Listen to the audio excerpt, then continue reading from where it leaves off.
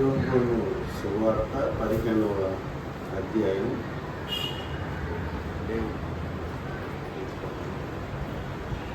యోహాను సువార్త 15వ అధ్యాయం 1-5 వాక్యాలు మనం చూసుకున్నాం. నేను నిజమైన ద్రాక్షవల్లిని, నా తండ్రి వ్యవసాయకుడు. నాలో పని ప్రతి తీగను ఆయన తీసి పారవేయను. ఫలించు ప్రతి తీగ మరి ఎక్కువగా ఫలింపవలనని దానిలోని పనికిరాని తీగలను తీసివేయను. నేను మీతో చెప్పిన మాటను బట్టి మీరిప్పుడు పవిత్రులై ఉన్నారు. నా యందు నిలిచి ఉన్నది, మీ యందు నేను నిలిచి ఉన్నాను. తీగ ద్రాక్షవల్లితో నిలిచి ఉంటేనే కానీ తనంతట తానే ఎలాగూ ఫలింపదు, అలాగే నా యందు నిలిచి ఉంటేనే కానీ మీరు ఫలింపరు. ద్రాక్షవల్లి నేను, తీగలు మీరు. ఎవడు నా యందు నిలిచి ఉన్ననో, నేను ఎవరి యందు నిలిచి ఉన్ననో వాడు బహుగా ఫలించును. నాకు వేరుగా ఉండి మీరేమీ చేయలేరు. ప్రార్థన చేస్తాం. పరిశుద్ధుడైన దేవ, కృప కలిగిన ప్రభువా, మీ ఘనమైన గొప్ప నామానికి వేలాది స్తుతులు చెల్లిస్తున్నాం. దేవ ప్రభా, ఈ రీతిగా మీ యొక్క కృపని, మీ సన్నిధిని మాకు ఇచ్చినందుకు మీకు స్తుతులు చెల్లిస్తున్నాం. మరి ముఖ్యంగా ఈ యొక్క ప్రభువా, ఈ క్రిస్మస్ మాసంలో మమ్మల్ని సజీవులుగా దగ్గర పడుతుంది కాబట్టి సజీవులుగా ఉంచినందుకు మీకు స్తుతులు చెల్లిస్తున్నాం. వచ్చిన ప్రతి బిడ్డని మీరు దీవించండి. మీ వాక్యం ద్వారా వారితో నాతో మాట్లాడండి. మీకు మహిమ ఘనత స్తుతులు చెల్లిస్తూ నజరుడైన యేసుక్రీస్తు నామములో ప్రార్థిస్తున్నాము తండ్రి.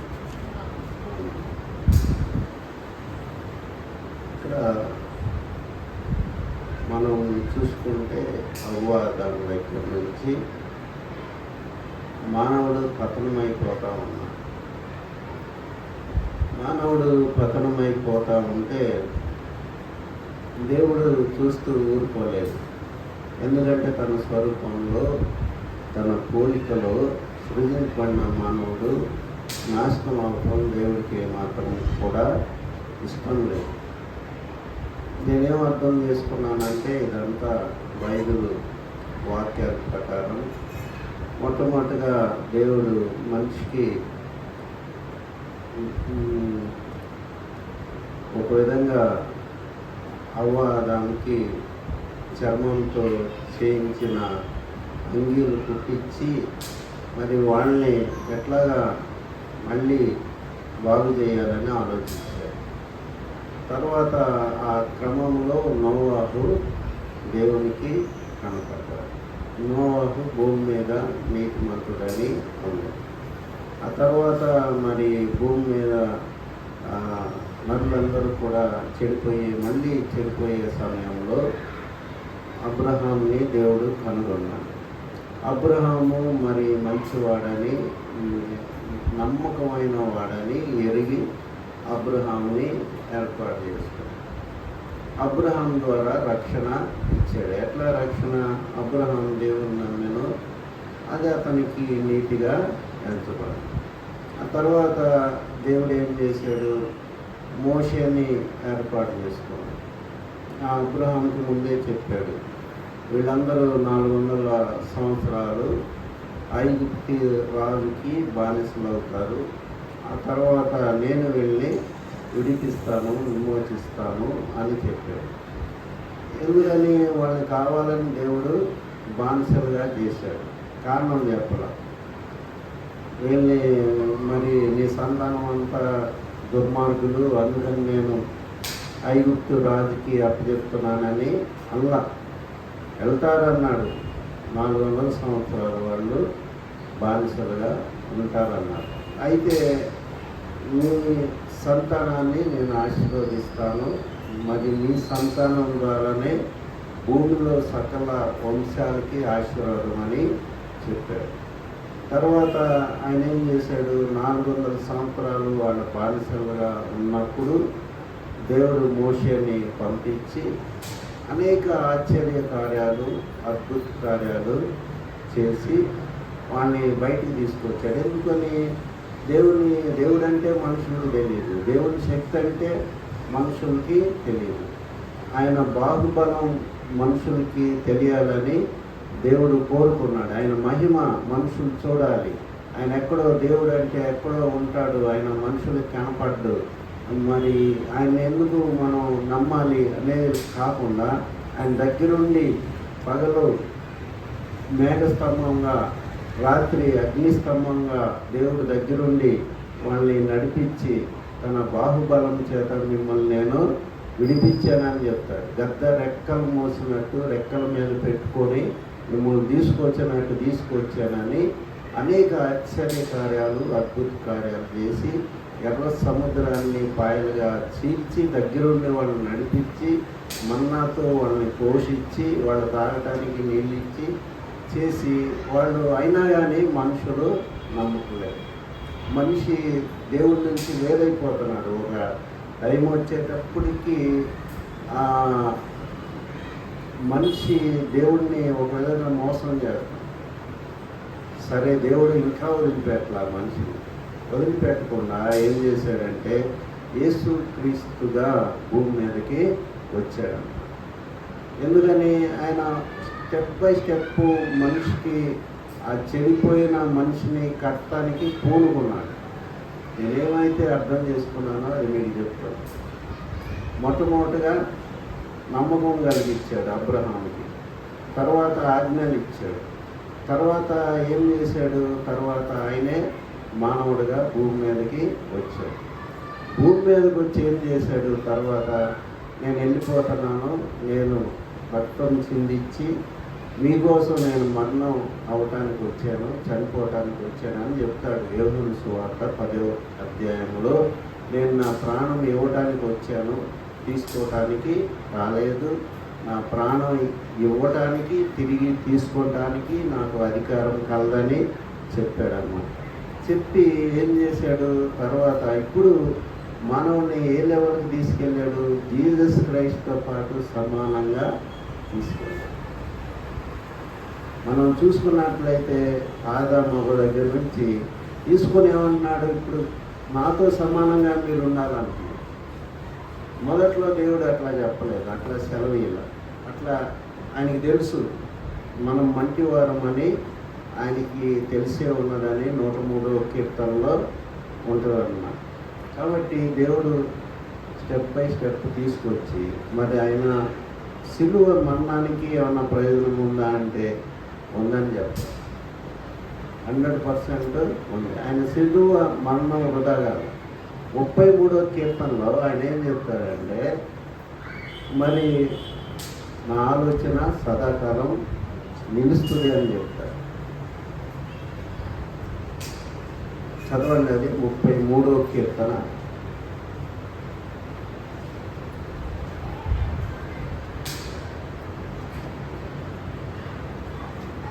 ఎన్నో వాక్యం?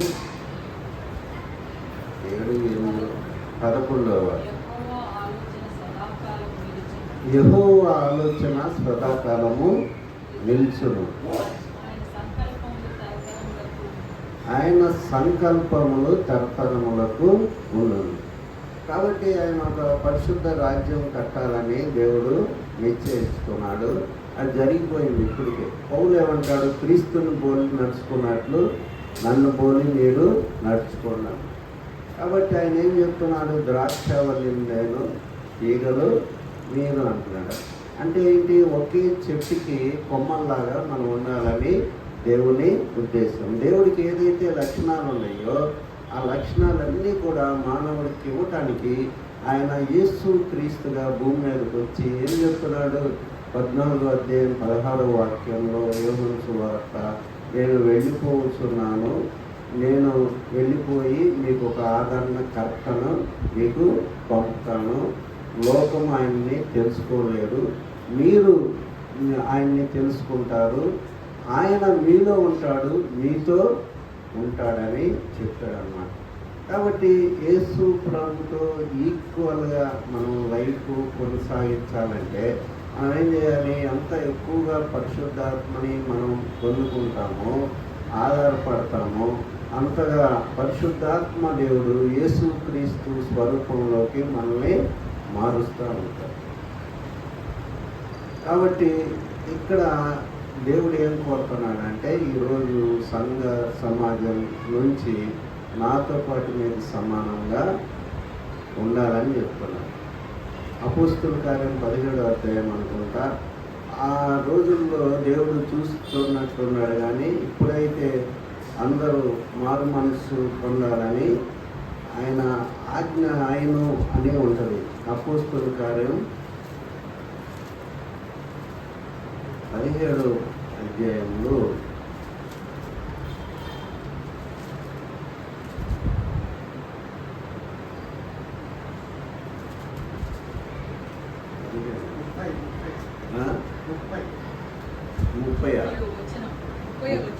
30వ అజ్ఞాన కాలమందు దేవుడు చూచి చూడనట్టుగా ఉండేది.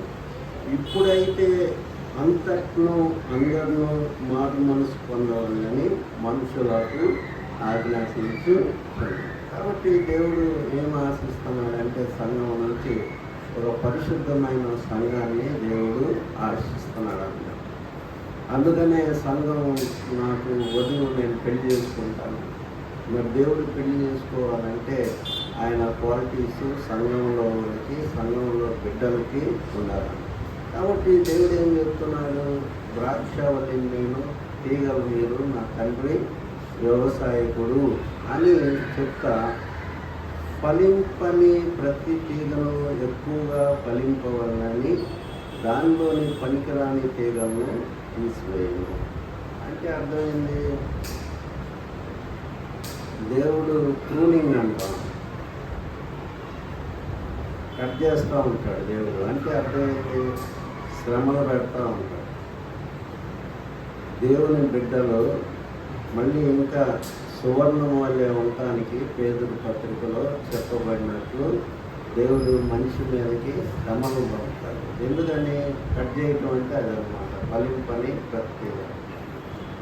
ఎప్పుడైతే దేవుడు కష్టాలు మనకి పంపుతూ ఉంటాడో, దేవుడితో సంబంధం కలిగి ఉంటాం కాబట్టి మనమేంటి దేవుడితో సంబంధం కలిగి ఉంటాం అంటే ఏంటి? ప్రతి ఆదివారం చర్చికి వెళ్తాం, ప్రార్థన చేస్తాం, దేవుడు తన దాసుల ద్వారా మాట్లాడుతూ ఉంటాడు, వాక్యాలు రకరకాల వాక్యాలు ఎక్కుపెట్టి మనకి చూపెడతా ఉంటాడు. కాబట్టి మనం ఎక్కడైతే పొరపాటు చేస్తున్నామో, తప్పు చేస్తున్నామో, దేవుడిని ఆయాసపరుస్తున్నామో అవన్నీ కూడా దేవుడు మనకి తెలియజేస్తాడు. తెలియజేసినప్పుడు కొన్ని శ్రమల్ని మనకి పంపుతాడన్నమాట. శ్రమలు పంపినప్పుడు జనరల్గా మనం ఆలోచిస్తాం, ఎందుకు వచ్చింది నాకు ఈ యొక్క దెబ్బ, ఎందుకు వచ్చింది, ఈ కుటుంబంలో బాధ ఎందుకు వచ్చింది అని మనం తెలుసుకొని మనం సెటరైట్ అవుతాం అన్నమాట. అంటే దేవుడి ఉద్దేశం ఏంటి? ఏ ఆత్మ నశిస్తాం, దేవుని చిత్తం కాదు. ద్వితీయోపదేశ కాండంలో ఒక మాట ఉంటుంది అన్నమాట. ద్వితీయోపదేశ కాండం చివరి అధ్యాయంలో మనకి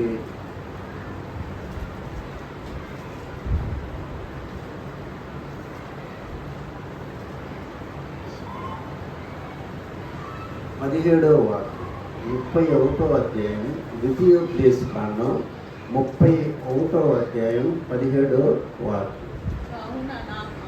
కావున నా కోపము ఆ దినమున వారి మీద రగులుకొను, నేను వారిని విడిచి వారిని విరోధి నగుదును, వారు క్షీణించిపోదురు, విస్తారమైన కీళ్ళు ఆపదలు వారికి ప్రాప్తించును.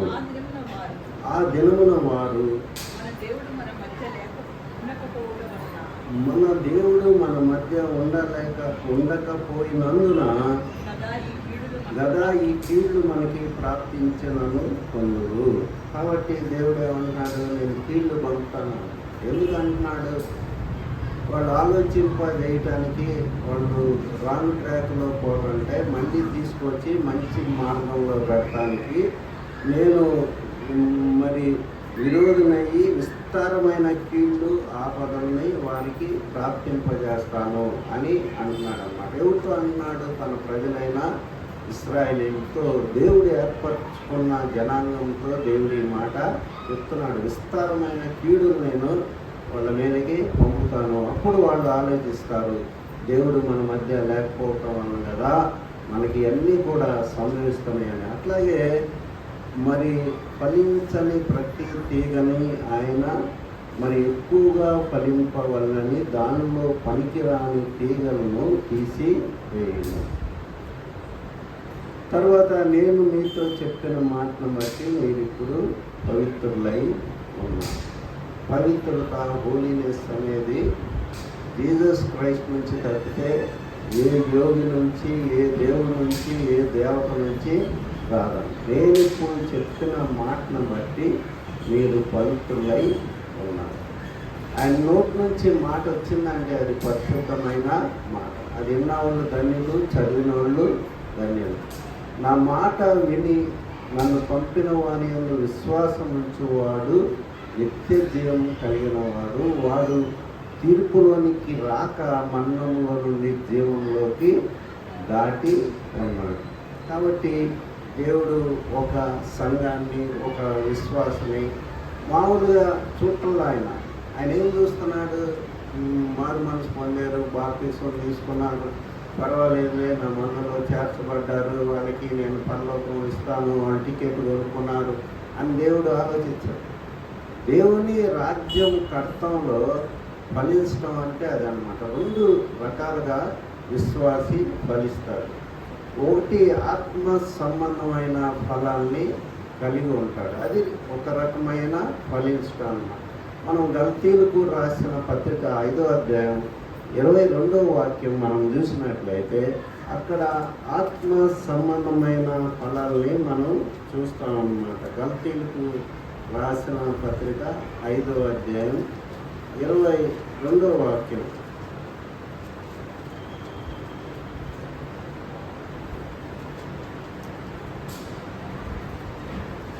గల్తీలకు రాసిన ఆత్మఫలమేమనగా ప్రేమ, సంతోషము, సమాధానము, దీర్ఘశాంతము, దయాళత్వము, మంచితనము, విశ్వాసము, సాత్వికము, ఆశా నిగ్రహం. ఇవన్నీ కూడా దేవుడికి ఉన్నాయి. యేసు ప్రభులో మనం చూస్తాం ఇవన్నీ ఆత్మఫలాలని. దీర్ఘశాంతము, ఆశా నిగ్రహము, దయాళత్వం ఇవన్నీ కూడా మనలో ఉండాలని దేవుడు కోరుకుంటున్నాడు. అది ఒక రకమైన ఫలం. 2వ రకమైన ఫలించడం అంటే ఏంటంటే దేవుని కొరకు మనుషుల్ని మనం పట్టడం అన్నమాట. పేతురు ఏమంటాడు? దేవుడు నేను మనుషుల్ని పట్టు జాలర్లుగా నేను చేస్తాను. అది అది అది ఒక రకమైన పంట. కాబట్టి దేవుని రాజ్యాన్ని కట్టే బాధ్యత దేవుడు ఆయన బిడ్డలకి ఇచ్చాడు.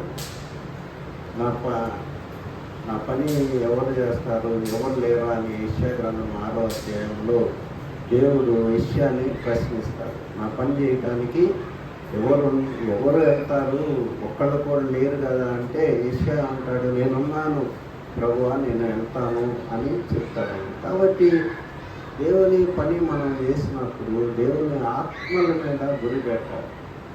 ఒకేసారి మనం 100 మందిని మార్చడం, ఒక్కొక్కరిని మన దగ్గరికి వెళ్ళి వాళ్ళని ఇన్వైట్ చేసి ఎప్పుడైతే వాళ్ళ బాధల్లో ఉన్నప్పుడు వాళ్ళని పరామర్శిస్తామో ఖచ్చితంగా వాళ్ళు మనం చెప్పే మాట వాళ్ళు వింటారు. ప్రేమ చూపెట్టినప్పుడు ఆటోమేటిక్గా వాళ్ళు మనకు థ్యాంక్స్ చెప్తారు. నేను కాదమ్మా ప్రేమ, నాకంటే గొప్పోడు ఒక ఆయన ఉన్నాడు, ఆయనే యేసు ప్రభు, ఆయన పైనుంచి దిగొచ్చి రక్తాన్ని చిందించాడని మన సువార్త చెప్పినప్పుడు వాళ్ళు నమ్ముతారు.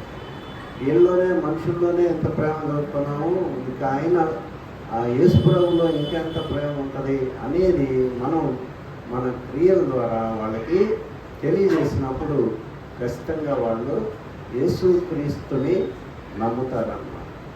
కాబట్టి రెండో రకమైన ఫలాలు ఫలించడం అంటే దేవుని కోసం మనుషుల్ని మనం పోగేయడం. మనం ప్రకటన గ్రంథం 5వ అధ్యాయం 10వ వాక్యంలో మనం ఏం చూస్తామంటే ఆయన దేవుని కోసం మనుషుల్ని కొని ఆయనకు ఒక రాజ్యంగా చేసాడని ఉంటుందన్నమాట. అదే రకంగా హస్తాక్షులు కూడా వాళ్ళ రక్తాలు చిందించి సంఘాలు కట్టాడు. ప్రకటన గ్రంథం 5వ అధ్యాయం 10వ వాక్యంలో మనం చూస్తామన్నమాట. ప్రకటన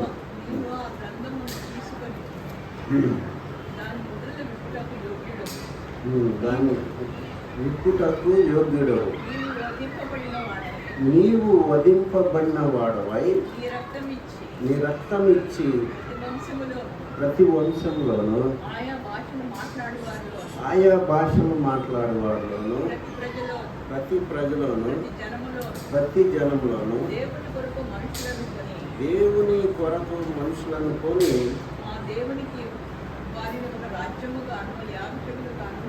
మా దేవునికి ఒక రాజ్యముగాను యాజకులుగాను చేసింది. కాబట్టి యేసుప్రభు చేసిన పనే మనం కూడా చేయమన్నాడు. ఆయన మీరు సర్వలోకానికి వెళ్ళి సువార్తని ప్రకటించమని ఆయన చనిపోతా మార్కు సువార్త 16వ అధ్యాయం చివరి భాగంలో సర్వలోకానికి వెళ్ళి సువార్త. ఈ భూమి మీద జరిగే పనుల్లో మంచి పని ఏదంటే సువార్త ప్రకటించడం. అయ్యో నేను సువార్త ప్రకటించకపోతే నా శ్రమ అంటాడు పౌలు. సువార్త నేను ప్రకటించడం అనేది నాకు ఎంతో సంతోషమని చెప్తాడు అన్నమాట. కాబట్టి ప్రతి ఒక్కళ్ళు ఆయనకిలాగా మనం ఉండాలంటే, ద్రాక్ష చెట్టులాగా ఫలించాలంటే మనం ఏం చేయాలంటే యేసు ప్రభు మాటల్ని మనం చేరవేయాలి. ఆయనకి ఎందుకు వచ్చాడు భూమి మీద, ఎందుకు చనిపోయాడు, ఎందుకు శిలువలో మరణం పొందాడు, ఇవన్నీ కూడా మనం చెప్పాల్సిన బాధ్యత మనకుంది. అయితే ఆ సువార్త చెప్పేంత యోగ్యత మనం భూమి మీద సంపాదించుకోవాలి. ఎట్లా పడితే అట్లా జీవించుకోవాలి. అబద్ధాలు, మోసాలు, డబ్బు దోచుకోవటం, లంచాలు తీసుకోవటం, ఈ పనులు చేసినప్పుడు మనం చెప్పే మాట ఎవ్వరు కూడా ఆలకించరు.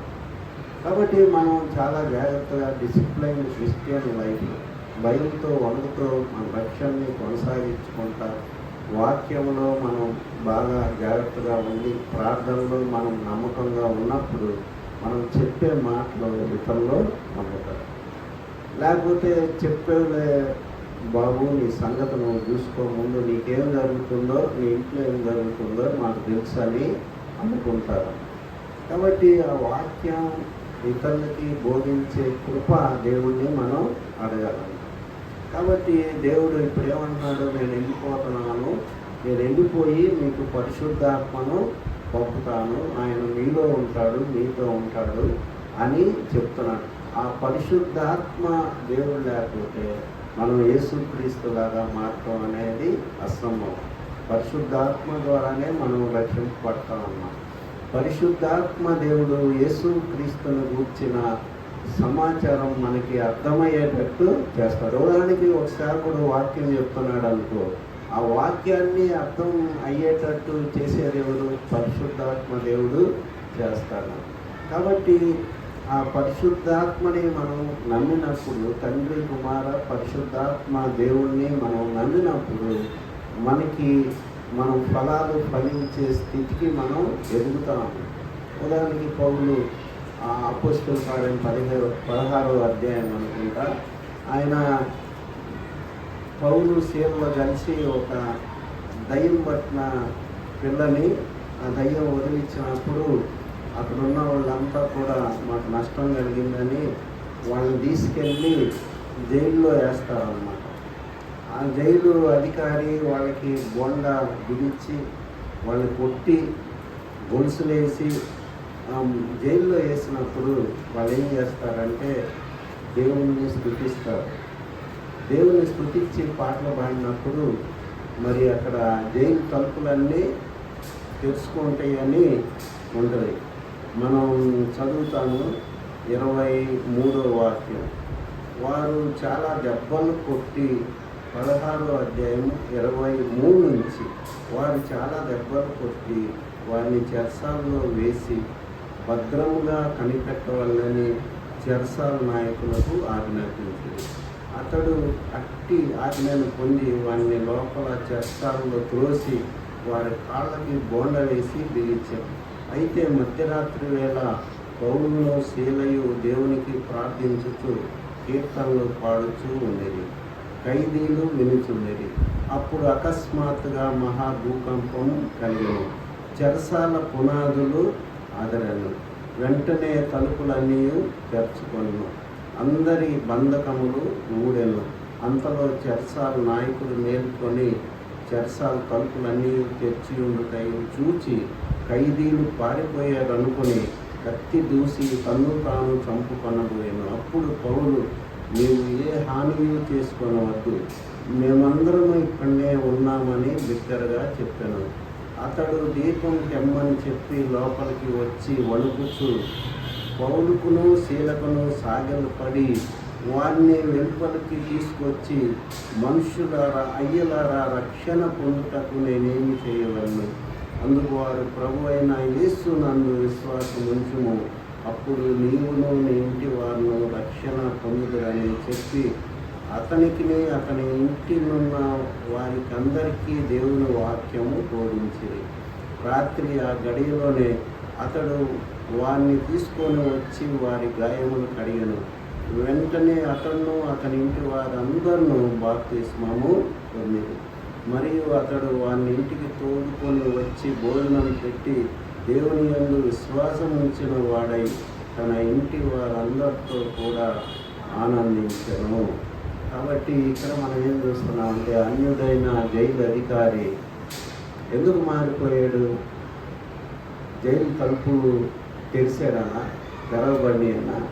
అందుకు కాదు, వాళ్ళ యొక్క నమ్మకత్వానికి. వాళ్ళు పారిపోకుండా అక్కడే ఉండి, నువ్వు హత్య చేసుకోవచ్చు, ఆత్మహత్య, మేము ఇక్కడే ఉన్నామని చెప్పి ఆ మాటలకి, ఆ యొక్క నమ్మకత్వానికి అతను మరి ఎంతగానో ఆశ్చర్యపడి, మరి పౌలు రక్షణ పొందటానికి వీళ్ళు మామూలు వ్యక్తులు కాదు. జైలు తలుపులు తెరవటం అంటే ఏంది? దాని మీద తాళం వేస్తారు. ఎందుకంటే పెద్ద పెద్ద తాళాలు అవి పెట్టి తిప్పినారు ఒక్కొక్కసారి. అట్లాంటి తాళాలు అట్లా తెలుసుకుంటే, తలుపులన్నీ తెలుసుకుంటే, ఇక్కడ పరిశుద్ధాత్మ కార్యాన్ని జైలు అధికారి చూశాడు. పౌలు మాత్రమే కాదు, అక్కడ ఉన్న వాళ్ళు ఎవరు కూడా పారిపోరు.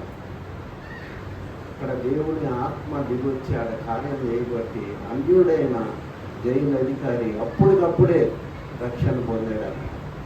ఫలించడం అంటే అది దేవుని కొరకు ఆత్మను సంపాదించడమే ఫలించడం అన్నమాట. కాబట్టి దేవుడు ఎప్పుడు ఫలిస్తామంటే మనలో జీవం ఉన్నప్పుడు మనం ఫలిస్తాం. ఎఫెసీ 2:1 మీరు పాపముల చేత అపరాధముల చేత చచ్చిన వారై ఉండగా ఆయన క్రీస్తులో మిమ్మల్ని బ్రతికించను అనే మాట మనం చూస్తాం అన్నమాట. కాబట్టి ఎప్పుడు మనం ఆత్మలో బతుకుతామో అప్పుడు మనం జీవం అనేది, ఆత్మ సంబంధమైన జీవాన్ని మనం పొందుకుంటాం. తర్వాత యోహాను సువార్త 6వ అధ్యాయంలో ఒక మాట మనం చూస్తాం. 6:63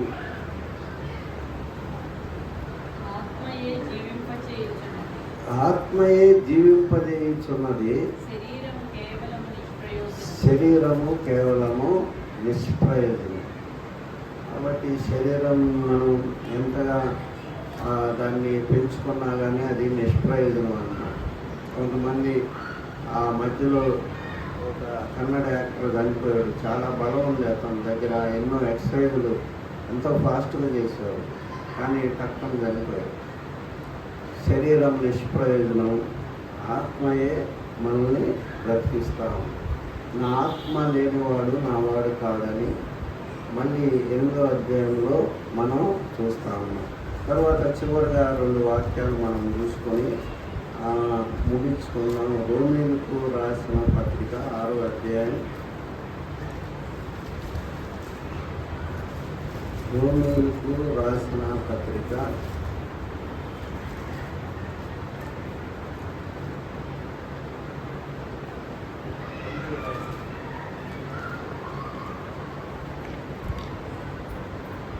22వ వాక్యం. అయినను ఇప్పుడు పాపం నుండి విమోచింపబడి దేవునికి దాసులైనందున పరిశుద్ధత కలుగుటయే మీకు ఫలం, దాని అంతము నిత్య జీవం. కాబట్టి ఇక్కడ మరి భక్తుడైన పౌలు రోమా సంఘానికి రాస్తా ఏం చెప్తున్నాడు? పరిశుద్ధత కలుగుటయే ఫలం. కాబట్టి ఒక పరిశుద్ధుల్ని, ఒక నీతిమంతుల్ని ఎవరన్నా కదిలించినా, కొట్టినా, చంపిన తర్వాత వాళ్ళు ఎంతో బాధపడతారు. ఉదాహరణకి ఒరిస్సాలో మరి స్టెయిన్స్ని చంపిన అతను మారు మనసు పొందాడని చెప్తున్నారు. ఎందుకని? ఒక నీతిమంతుడిని పరిశుద్ధుడి జోలికి వెళ్తే ఆ పరిశుద్ధత, నీతి అతనితో మాట్లాడతాం. దేవుడు ఏం చెప్తాడు? ఏబేలు రక్తం నాతో మాట్లాడుతున్నాం. కాబట్టి పరిశుద్ధత కలుగుతాయే ఫలం. కాబట్టి మనం పరిశుద్ధులుగా ఉండటానికి చాలా జాగ్రత్తలు తీసుకోవాలి. దేవునికి దగ్గరగా ఉండాలి. దేవుని అన్నిటికంటే ముఖ్యంగా క్రైస్తవుడికి కావాల్సింది ఏంటంటే దేవుని బిడ్డలతో సహవాసం అన్నమాట. ఆ మాటలు చెప్పుకోవటం, ఆ పాటలు పాడటం, ఆ సంఘంలో ఉండటం, ఎప్పుడు యేసు ప్రభువుని గూర్చి మనం మాట్లాడుకుంటూ ఉన్నప్పుడు ఆయన ఆత్మ మనలోకి వెళ్తాం. కాబట్టి నేను ద్రాక్షవల్లిని, నేను తీగలో మీరు, ఎవరు నా యందు నిలిచి ఉంటాడో నేను కూడా వాళ్ళ యందు నిలిచి ఉంటానని చెప్తాను. ఆయన యందు నిలిచి ఉంటా అంటే ఏంటి? ఆయన వాక్యమందు నిలిచి ఉంటాడు. యోహాను సువార్త 8వ అధ్యాయంలో యేసు ప్రభువు అంటారు, మీరు నా వాక్యమందు నిలిచిన వారు కాదు అంటాడు. యోహాను సువార్త 8వ అధ్యాయం 31వ వాక్యంలో, మీలో నా వాక్యానికి చోటు లేదు, వాక్యమందు నిలిచిన వారు కాదు, వాక్యం మిమ్మల్ని స్వతంత్రులుగా చేయను. ఆ క్రింద వాక్య భాగాల్లో ఉంటుంది, పాపం చేయవాడు పాపం నాకు దాసుడు, నా వాక్యమందు నిలిచిన వాడిని నేను స్వతంత్రులుగా చేస్తాను అని చెప్తాడు. కాబట్టి యేసు ప్రభు లక్షణాలు ఏంటి, క్యారెక్టరిస్టిక్స్ ఏంటి అని మనం బాగా స్టడీ చేసి అన్నీ మనలో తెచ్చుకోవడానికి మనం జీవితకాలం ప్రయత్నం చేస్తూ ఉండాలి. అప్పుడు ద్రాక్షవల్లితో సమానమైన జీవితం మనం పొందుతాం. ఇశ్రాయేళ్ల విషయంలో దేవుడు ఎన్నోసార్లు బాధపడ్డాడు.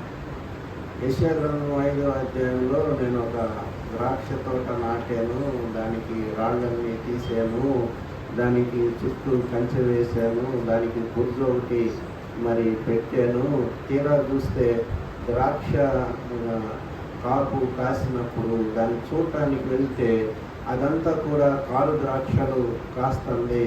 మరి యూదా పెద్దలారా, యెరూషలేము నివాసులారా, నాకు న్యాయం చేయండి, ఇశ్రాయేలు నాకు ద్రాక్ష తోట అని చెప్తాడు అన్నమాట దేవుడు. అంటే ఎంతగా మనల్ని దేవుడు ప్రేమిస్తున్నాడు అనేది మనం తెలుసుకోలేము. కారణం ఏంటంటే లోకం ఎంతో స్ట్రాంగ్గా ఉంది కాబట్టి దేవుడికి ఆలోచనే మనకి రాదు. ఎంతసేపు మనం జనరల్ నాలెడ్జి, లోకం గురించి ఆలోచిస్తూ ఉంటాం, కానీ సాతానుడు మనల్ని డైవర్ట్ చేస్తూ ఉంటాడు ఎప్పటికప్పుడు. కాబట్టి సంఘం అనేది చాలా ముఖ్యం అన్నమాట. సంఘం అనేది ముఖ్యం. చివరి కాలంలో దేవుడు మనకి సంఘం అనేది ఒక రక్షణ కవచంగా ఇచ్చాడు. మరి మనం ఆ సంఘాన్ని ఉపయోగించుకొని ఆ సంఘ బలాన్ని మనం ఆసరాగా తీసుకొని మనం ద్రాక్షవల్లిగా ఎదగాలి. బాప్తిస్మ ఇచ్చు యోహాను ఏమంటాడు? ఫలింపని ప్రతి చెట్టు నరికి అగ్నిలో వేయబడను అంటాడు. కాబట్టి దేవుడు ఫలాలు వెతుకుతాడు అన్నమాట. మనం ఆయన మత్తయి సువార్త 25వ అధ్యాయంలో ఉపమానం చెప్పి ఏం చెప్తాడు? ఒకరికి 5 దినారాలు, ఒకరికి 2 దినారాలు, ఒకరికి 1 దినారం ఇచ్చి వ్యాపారం చేయమని వెళ్ళాడు అన్నమాట. 5 దినారాలు ఇచ్చినవాడు వాడు 5 దినారాలు సంపాదిస్తే బడా మంచి నమ్మకమైన దాసుడా, నువ్వు 5 పట్టణాలకి అధికారై ఉండమన్నా. 2 దినారాలు ఇచ్చినవాడు ఇంకా 2 సంపాదించి ఇచ్చాడు కాబట్టి 2 పట్టణాలకి అధికారై ఉండమన్నా. 1 దినారం సంపాదించినవాడి నువ్వు పెట్టని చోట విత్తని చోట పోయిన వాడివి, నువ్వు మంచోడి కాదు, అందుకనే నువ్వు ఇచ్చిన దీనారాన్ని నేను దాచిపెట్టానంటే చెడ్డదాసుడా, సోమరమైన చెడ్డదాసుడా, వీడిని చీకటి కొట్లో వేయమని యేసు ప్రభు చెప్పిన ఉపమానంలో ఉందన్నమాట. అంటే ఏంటి, ఇక్కడ 3కి రక్షణ ఉంది. 5 దినారాలు ఇచ్చిన వాడికి రక్షణ ఉంది, 2 దినారాలు ఇచ్చిన వాడికి రక్షణ ఉంది, 1 దినారం ఇచ్చిన వాడికి రక్షణ ఉంది. కానీ 1 దినారం ఇచ్చిన వాడు దాన్ని ఉపయోగించడానికి ప్రయత్నమే చేయాలి. చాలామంది బాప్తిసం తీసుకొని మారు మనసు పొంది అసలు ప్రయత్నమే చేయరు ఆ సువార్త ఇతరులకు చెప్పడానికి. మనం అది చాలా పెద్ద నేరం అన్నమాట. యేసు ప్రభువుని తెలుసుకున్న తర్వాత దాన్ని చెప్పకపోవటం మనం చాలా నేరస్తులంగా దేవుడు పరిగణిస్తాడు. చివరిగా ఒక వాక్యం చదివి ముగించుకుందాం. కీర్తన గ్రంథం 40వ అధ్యాయంలో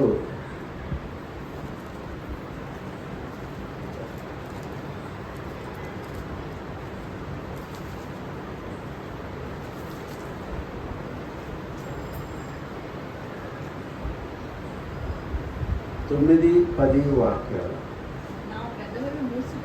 నా పెదవులు మూసుకొనక మహాసమాజంలో నీతి సువార్తను నేను ప్రకటించి ఉన్నాను. నేను అంటిని యెహోవా, అది నీకు తెలిసే ఉన్నది. నీ నీతిని నా హృదయంలో ఉంచుకొని నేను ఊరకొనలేదు. నీ సత్యమును నీ రక్షణను నేను వెల్లడి చేసి ఉన్నాను. నీ కృపను నీ సత్యమును మహాసమాజమునకు తెలుపుక నేను వాటిని మరుగు చేయలేదు. కాబట్టి పేతురు యోహాన్ని వాళ్ళ శిష్యుల్ని, యేసు ప్రభు శిష్యుల్ని, వాళ్ళు ప్రధాన యాజకులు వాళ్ళంతా యేసు క్రీస్తు గురించి నువ్వు ప్రకటించడానికి వీల్లేదంటే మాకు తెలిసిన దాన్ని నేను ఎట్లా ప్రకటించకుండా ఉండాలి అని పేతురు వీళ్ళందరూ అంటారు. నేను ప్రకటించేదే అని చాలా ఖండితంగా వాళ్ళు చెప్తారన్నమాట. కాబట్టి దావీదు ఏమన్నాడు, నా నీతిని సత్యాన్ని నా హృదయంలో నేను ఉంచుకోక మహాసమాజంలో నేను వాటిని ప్రకటించాను అని. కాబట్టి మన బాధ్యత ఏంటంటే మనం భక్తిగా చూసేవాళ్ళకి మాదిరిగా మన జీవితాన్ని కాపాడుకోవటం, యేసు క్రీస్తుని గురించిన సువార్త అందరికీ మనం షేర్ చేయటం అన్నమాట. ఫలించడం అంటే అదే అన్నమాట. వాళ్ళు వినకపోయినా మనం చెప్పినప్పుడు దేవుడు మనకిచ్చిన రక్షణ బట్టి మన జీవితాన్ని బట్టి ఆయన ఎంతో సంతోషపడి ఆనందపడే దేవుడై ఉన్నాడు. ప్రార్థన చేస్తాం.